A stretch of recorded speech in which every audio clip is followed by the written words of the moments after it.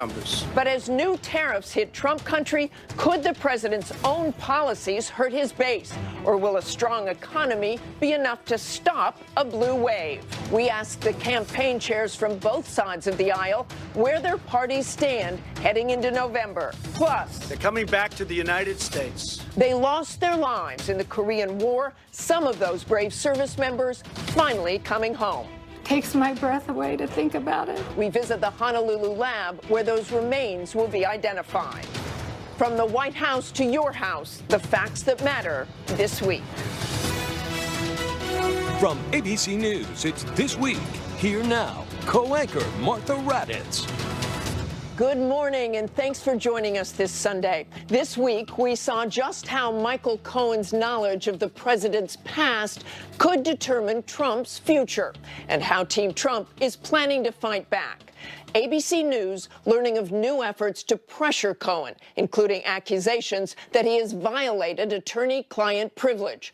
Trump attorney Rudy Giuliani is also attempting to discredit a recording of Trump discussing payments to a former Playboy model, telling ABC News his team has hired multiple experts to review the tapes. Just a few months ago, Giuliani publicly praised Cohen on this program.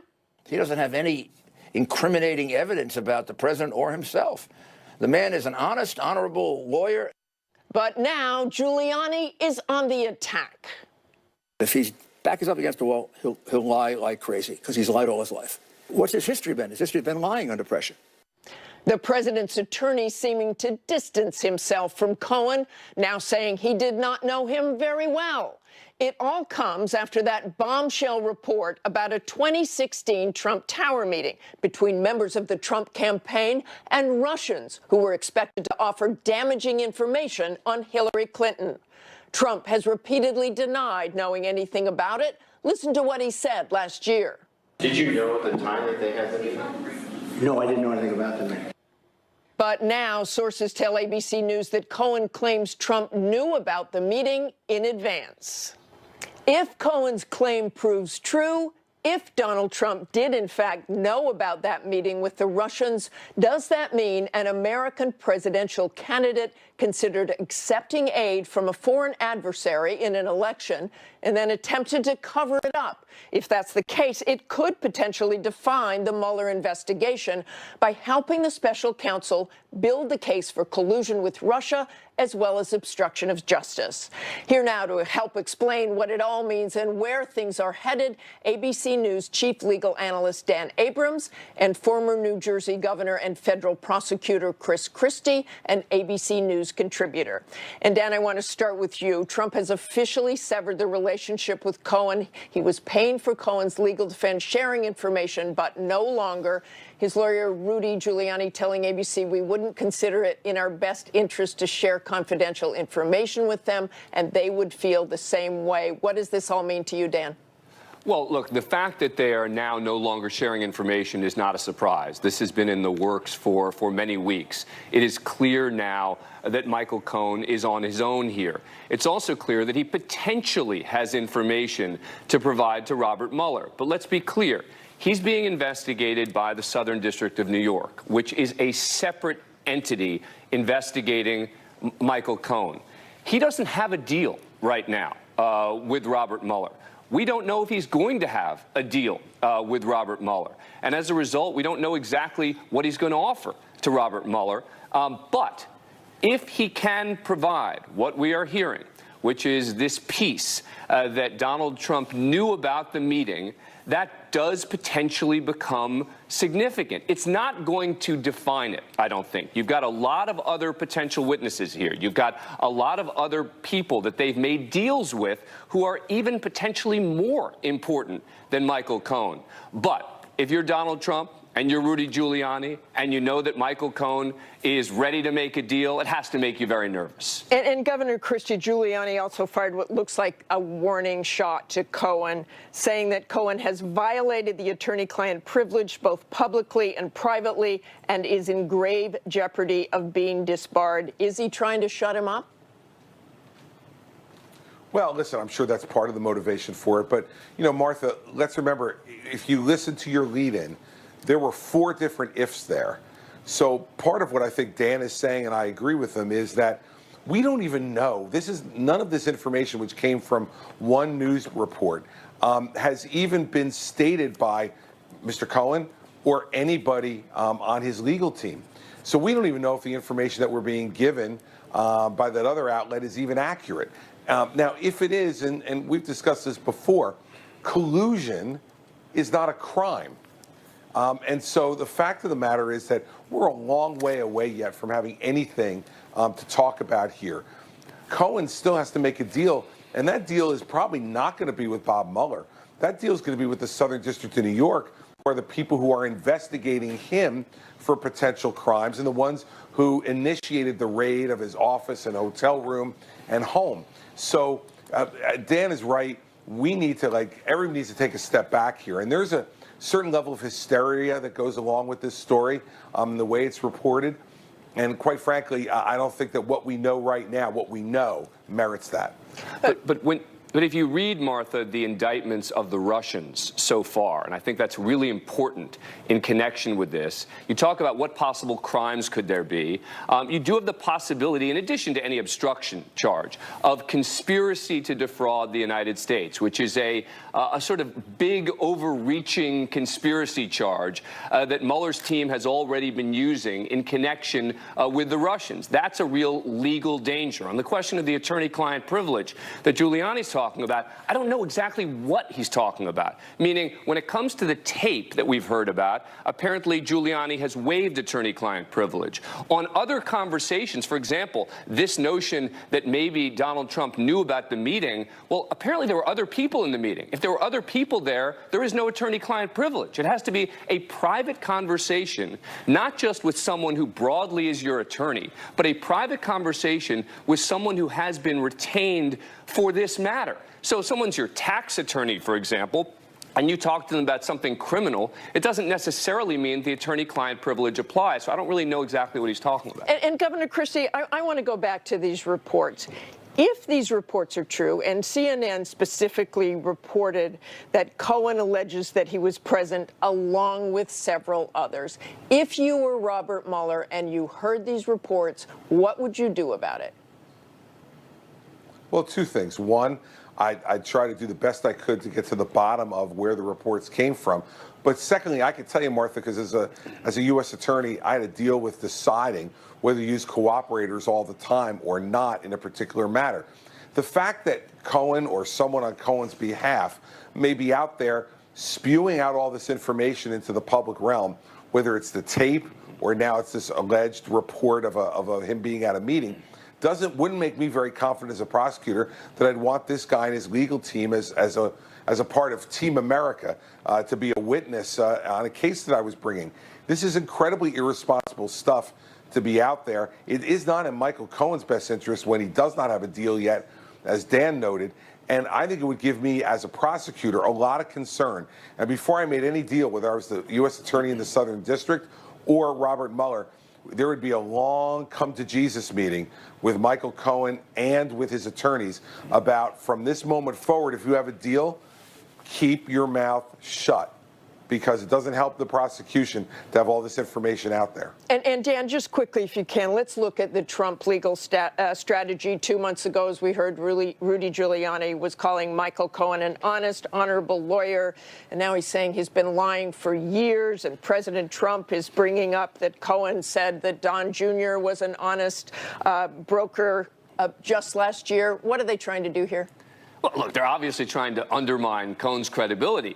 And there is a real concern about Michael Cohen's credibility. I mean, he is under serious investigation for a wide variety of crimes. I mean, the FBI raided his office not to get information on Donald Trump, but because there was evidence of a possible crime and crimes by Michael Cohen. So he is not the ideal witness that you want, which is why I say again, anything he says, they're going to want corroborated. They're going to want to be able to back it up with other witnesses and other evidence. Okay, thanks very much to both of you. And now let's bring in Republican Senator James Lankford. He sits on the Senate Intelligence Committee, which is investigating Russian interference in the 2016 election. Good morning, Senator. The president tweeted in response to the Cohen news that, "No, I did not know of the meeting with my son, Don Jr." Do you unequivocally believe the president? Well, I don't have any evidence that would say that's not accurate. Obviously, that's going to be something that's more into the lane of the special counsel than will be for the Intelligence Committee. We're working through the policy issues and Russian interference. Obviously, the special counsel is going to be the one to be able to determine anything else dealing with that as a legal matter. Do you worry that this clear message to Michael Cohen will somehow affect the investigation? I think the whole thing has gotten confused, quite frankly, is that Americans turn on the TV every day, and regardless of what channel or where they go to look for news online or in print, it's constantly something else seems to be the story. I think we've lost track of the fact that the Russians were trying to interfere in our election and to sow chaos into our democracy. And every single day, I see a growing chaos in our democracy just in the constant accusations back and forth. So that is the grand challenge of this, is to try to figure out what is just noise and what is actually beneficial for us to be able to pursue as far as a real problem with not only our democracy, but with integrity and such. So that it is a big issue for us. It's a big issue for the president and for the presidency. But we should make sure that we stay on focus, that the Russians are clearly our threat here. Indeed they are, but Michael Cohen testified behind closed doors with your committee in October. Given what we've just heard and this new reporting, would you like to have him back? It's always interesting to be able to have him back, but quite frankly, to me, the most important person to be able to have him consistently is the special counsel. Again, we're tracking down information on Russian interference that may or may not intersect with what he's actually talking about with legal issues right now. So the special counsel has his own unique responsibility, deal with criminal issues, legal issues. We're working on the espionage issues. You know, we also, speaking of that, we also learned this week that Russian intelligence unsuccessfully attempted to infiltrate Missouri Democratic Senator Claire McCaskill's computers in her office. She, of course, is running for re-election in a key race. What should be done about that, and how do you see that? So here's the grand challenge that we have looking at how the Russians are trying to interfere with us, and it will be difficult for Americans to be able to track it because it's confusing. They are trying to be able to get onto social media and into traditional media and to find ways to be able to push it. And you can see that from the special counsel's indictment of what's called the Internet Research Agency earlier this year, and then, quite frankly, the Trump administration's then sanctions on that group. That's a group trying to be able to sow misinformation into the country. They're actively still doing that right now, getting online, trying to be able to push out false stories, trying to be able to push out half-truths. But if they're trying to hack into Senator McCaskill's computers, right, that takes that to a whole different level. Correct. Correct. That's the second level of this. The misinformation's one side of it, then hacking into computers, as they did for the DNC, hacking into state election systems. That's a separate group within the Russian government, but both of them are actively still at work. So for Americans, they've got to be able to pay attention to what information is coming in front of them, but we also have to be very aware that the Russians are trying to be able to interfere in our election every other way they can, to be able to harvest information and then to be able to use that against our democracy. That demands sanctions. That demands immediate response from our government. This is regardless of who the candidate is or what the background is. We as Americans universally should push back against a foreign power trying to interfere in our system. Back to McCaskill, if we can, a Democrat. President Trump tweeted this week about election interference in the midterms, saying, "I'm very concerned that Russia will be fighting very hard to have an impact on the upcoming election. Based on the fact that no president has been tougher on Russia than me, they will be pushing very hard for the Democrats. They definitely don't want Trump." The president seems to think the Russians are only trying to help the Democrats. Do you have any evidence that that is true?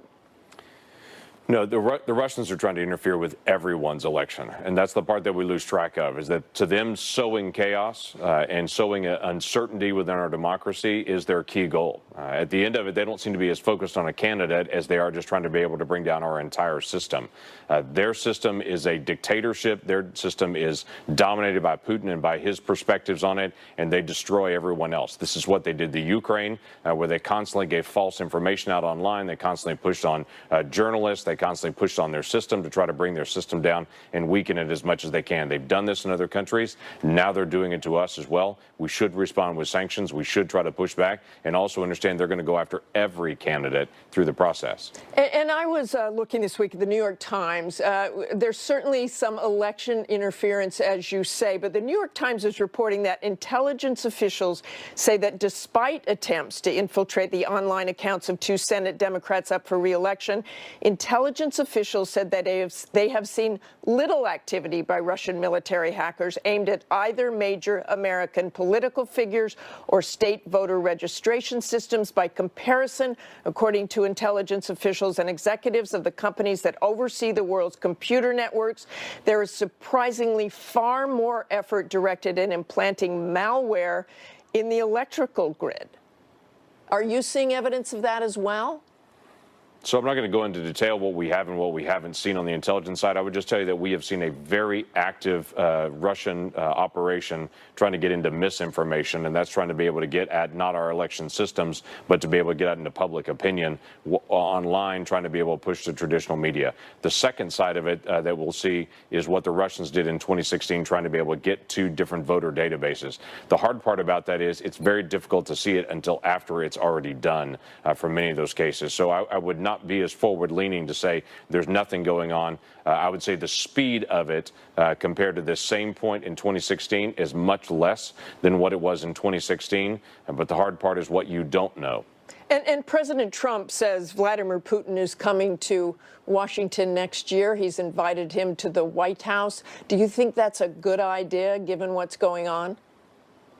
Oh, having dialogue with adversaries is always a positive thing, to be able to try to bring the noise down and be able to engage in these issues. Even with the Russians interfering in our elections?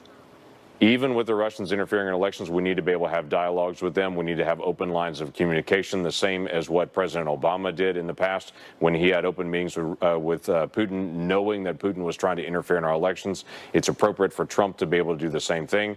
The big issue, though, is we've got to be able to push back with force.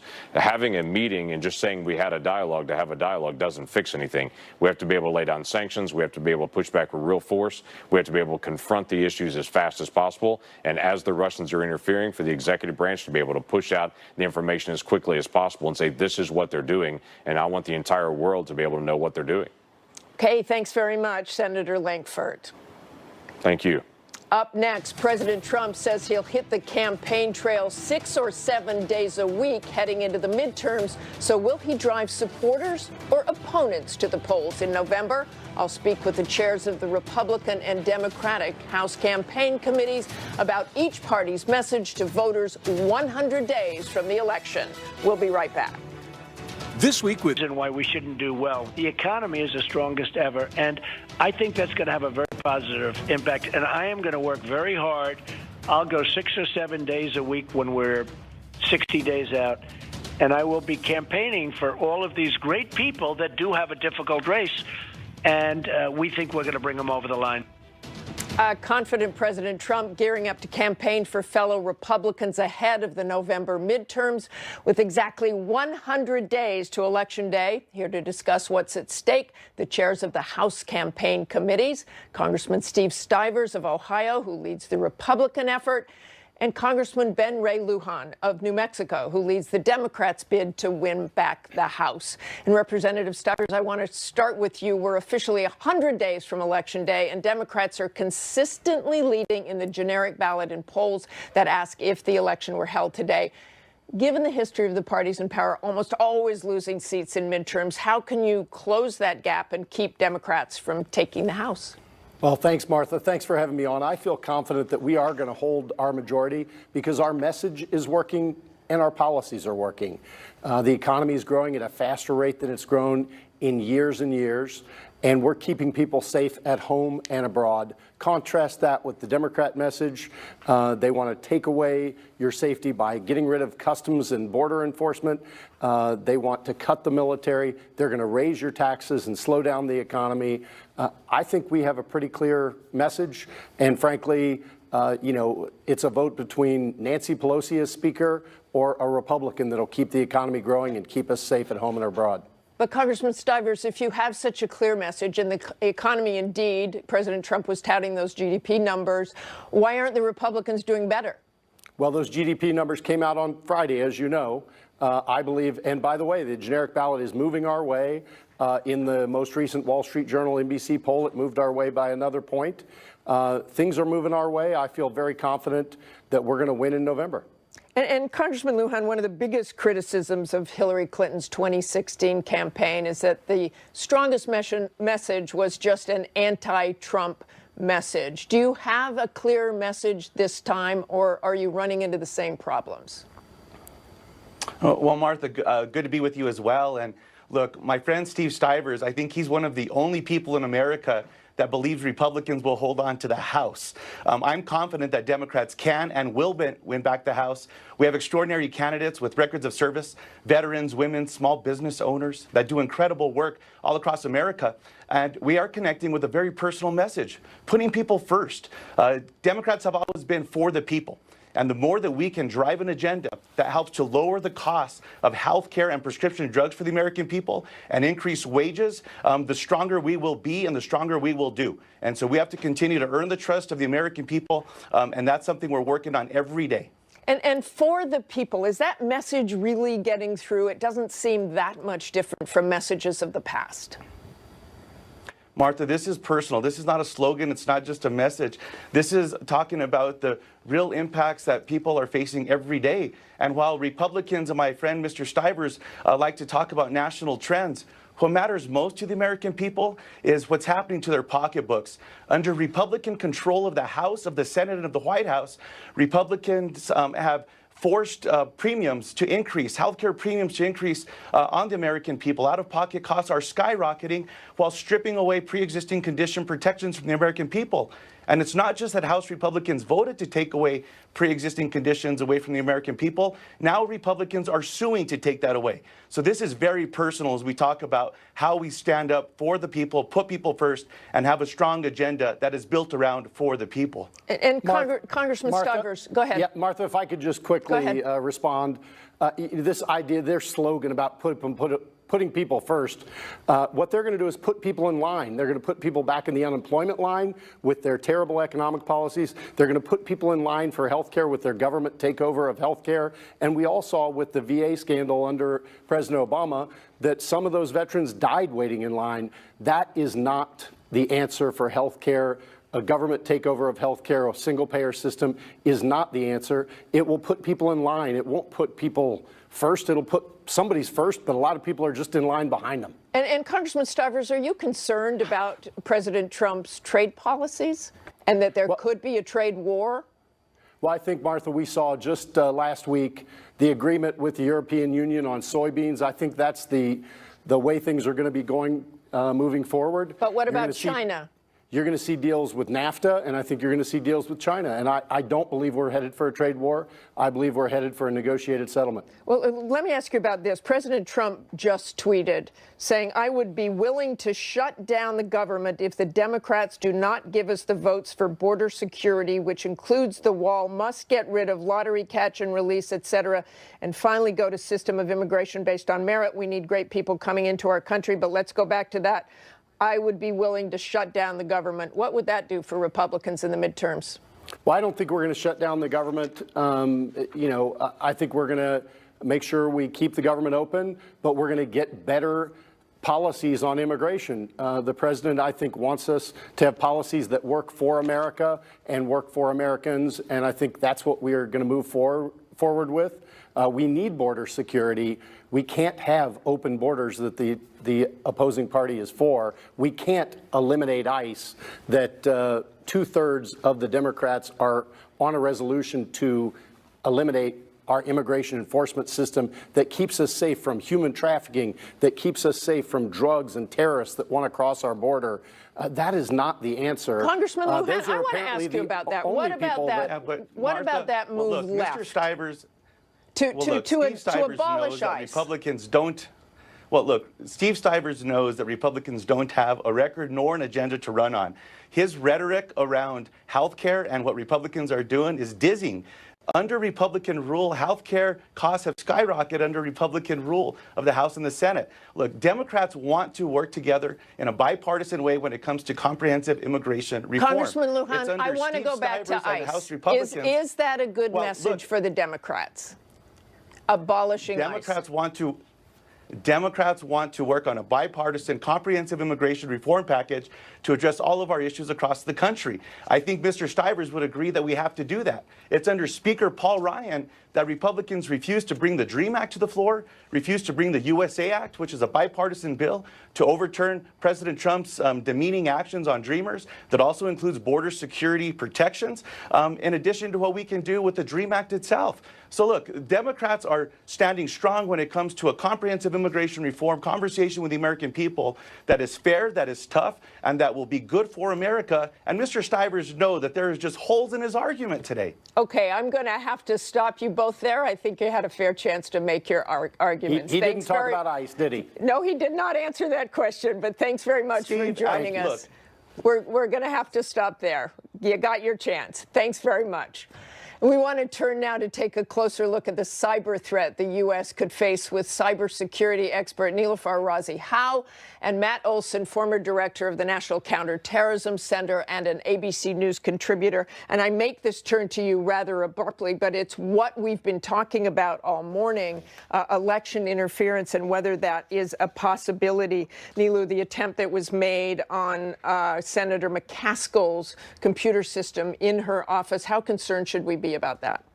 Well, I mean, it's a pretty brazen attempt. What's interesting is attribution is typically more of an art than a science. But in this case, we have so much information about the Russians and their playbook, such insights into how they conduct their cyber operations, that Microsoft was able to use a standing court order to take down this malicious website.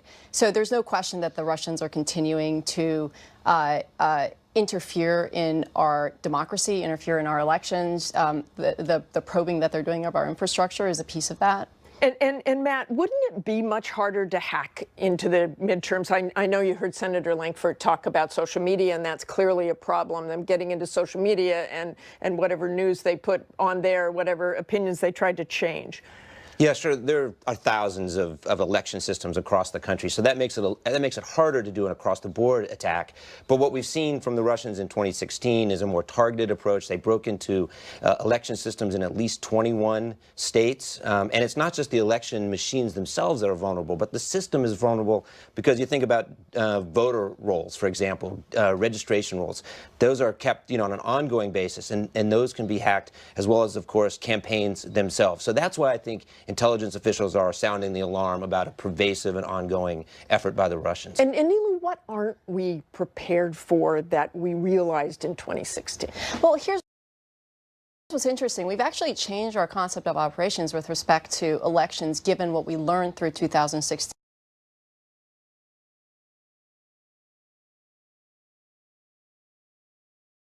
So the way the government is working to protect the election systems is very different today than it was back then. In 2016, Secretary Johnson, under the Obama administration, reached out to the states and offered help from the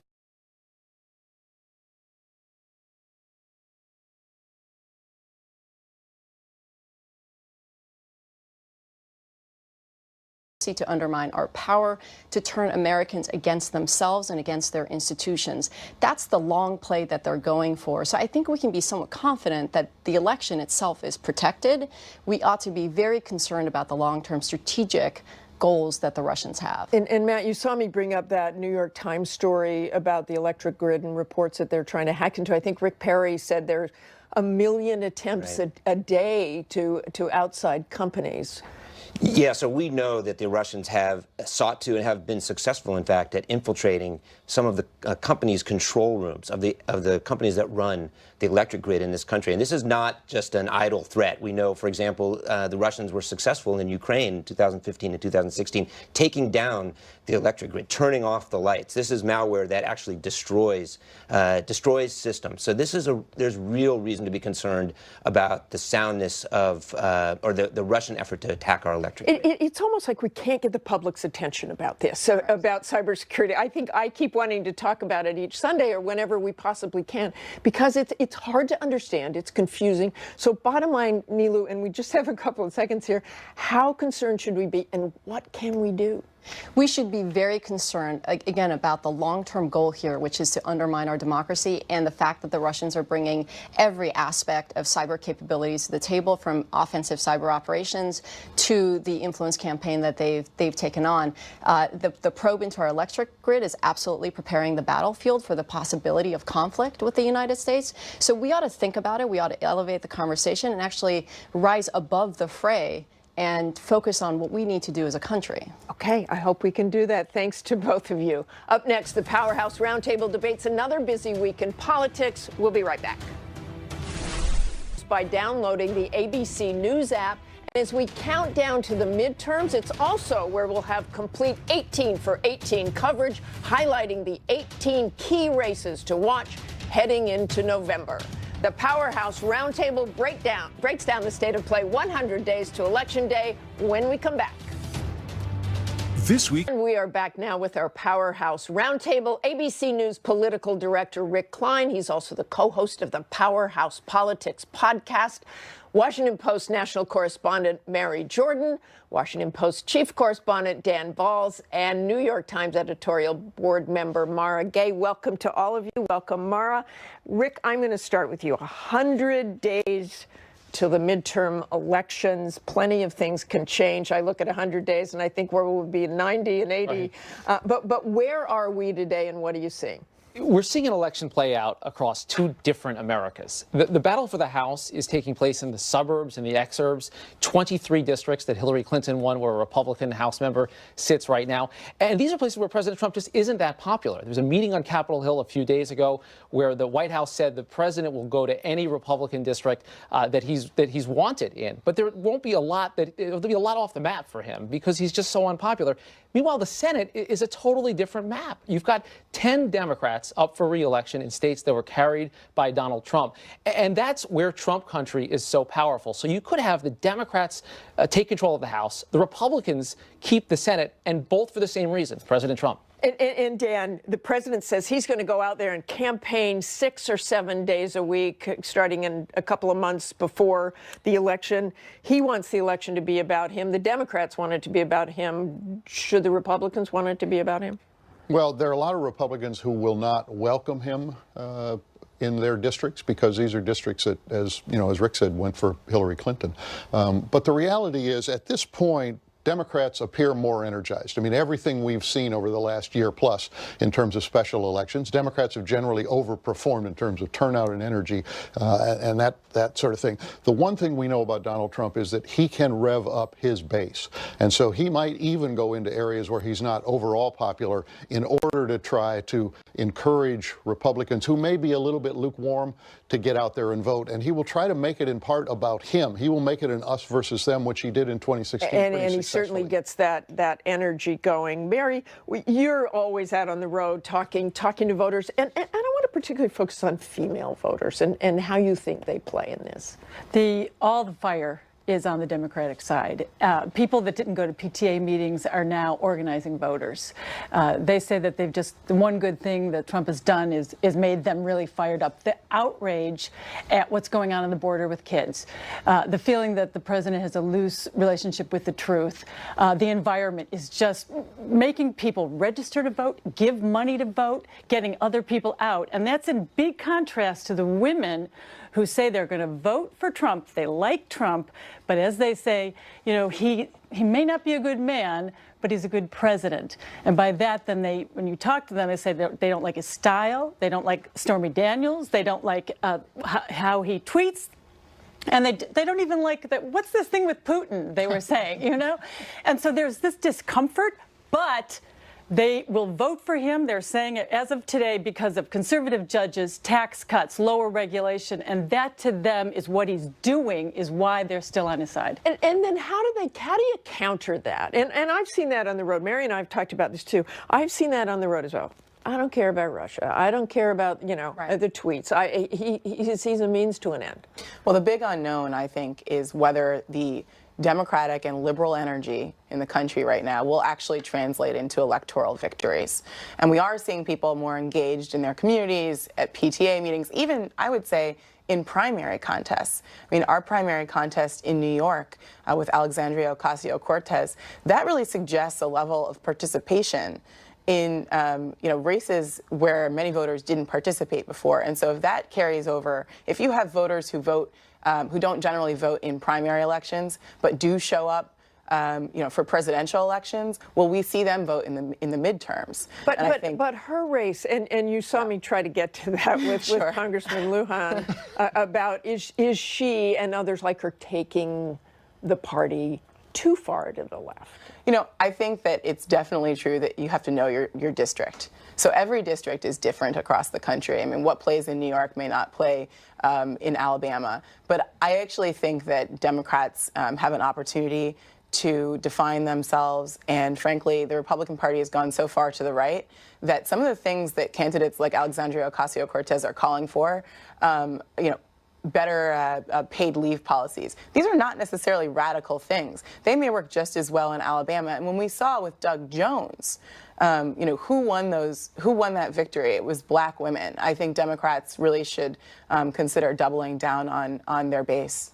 And it's not just Ocasio-Cortez. I mean, the broader context, what she's part of is not just a progressive wave. There's a pink wave. There's record numbers of female candidates, and some of them are medical professionals, former fighter pilots, intelligence officers, incredible life stories that they're bringing. And a lot of that, I think, gets to the engagement of women in this election, where President Trump is just such a polarizing and energizing force. And let's go back to those economic numbers and the GDP growth and all that President Trump was touting this week.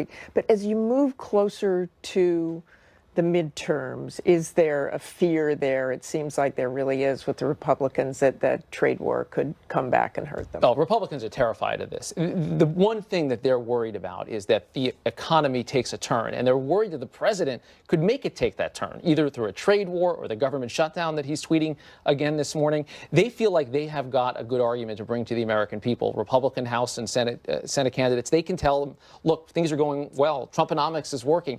If it doesn't, and I think there's real concern over that, then they lose most of their argument going into November. And Dan, with 100 days out, what's your prediction here? And we all can go back and say, oh, I was wrong. And we'll do it with you if you're wrong. Okay, Dan? So go with that. What's your prediction here on what happens? Well, I mean, we have learned that there's no upside to making predictions in the Trump era.